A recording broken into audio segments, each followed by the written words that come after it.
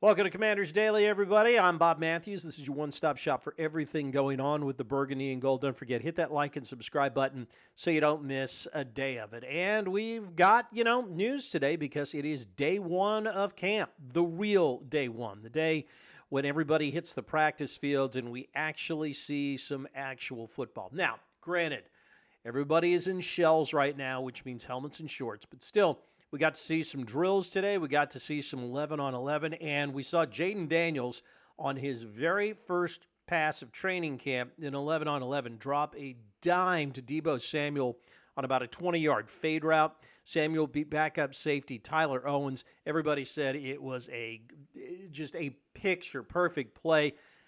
Jaden dropped it in a bucket where only Samuel could get to it.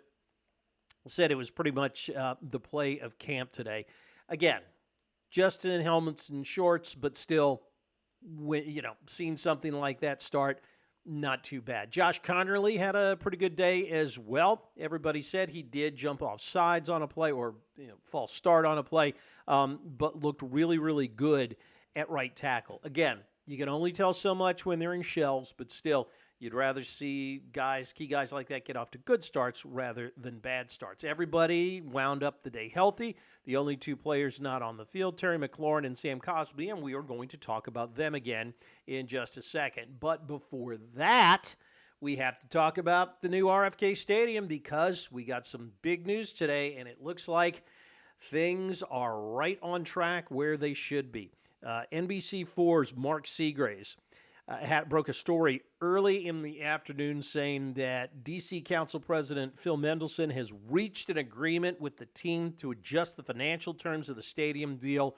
You figure he took all of the demands that he has heard from his colleagues on council that were a yes if or no unless.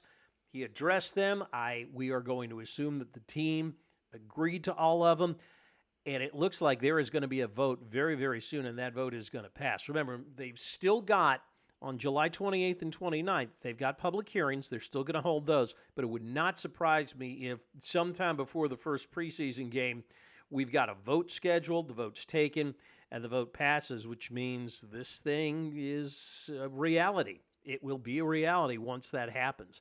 Kenyon McDuffie, city councilman, an at-large city councilman, was on the radio with Grant and Danny this afternoon, and he described the entire process as being in the red zone. And when you're in the red zone with Jaden Daniels as quarterback, I'm paraphrasing, though these were kind of some of his words, you feel pretty good about things. Wouldn't commit to when there would be a vote other than saying you should stay tuned because things could happen very, very soon. If you are watching this before Wednesday morning. What we will not have until late tomorrow is what Mayor Bowser has to say about all this. Wednesday morning, she is going on the Sports Junkies, no doubt. The Junks will be asking her about it. We'll have more comments for you coming up on that and more analysis on it tomorrow. But it looks like things are on track. If this vote gets passed, regardless of all of the other outside noise that we've been talking about, council passes it, this thing's full steam ahead, and they're going to be breaking ground on it within a couple of months. I would imagine if they get a yes vote, they'll have a ceremonial groundbreaking before the regular season starts. Just a guess on my part, but I think it's a pretty good educated one. All right, the latest on Terry McLaurin. Terry, not at camp today. Didn't report yesterday, did not report today. Of course, that means it's a $50,000 fine every day that he is out. Am I more concerned about him getting a deal? Maybe a little bit, but you got to remember, at a certain point, he's going to be back in camp. And more odds are they're going to work this out as well. Because, again, if he doesn't show up, his contract doesn't accrue, he doesn't get the year of service, and he would be right back in the same place that he is right now. Reading the tea leaves, talking to some people up there about what they think is going on, serious people that I trust that talk to serious people up there. Don't know if it's the average annual value of the AAV that's the sticking point here. I really do think that it's the number of years on the contract, whether it's that Terry wants guaranteed money in 3 of the years of the contract or 4. And the club's only offering 3, or he wants 3 and the club's only offering 2. I got a feeling he's looking at somewhere around, I don't know, 75, 80 million guaranteed, maybe a little more than that, and maybe the club's only offering 70 fully guaranteed. I think that's where the holdup is. But remember, in addition to the fact that we all know Terry is the consummate pro, he's got to report if he's not there for at least 6 games of the year, and it would be totally out of character for Terry to literally hold out until the final 6 games of the season and then report.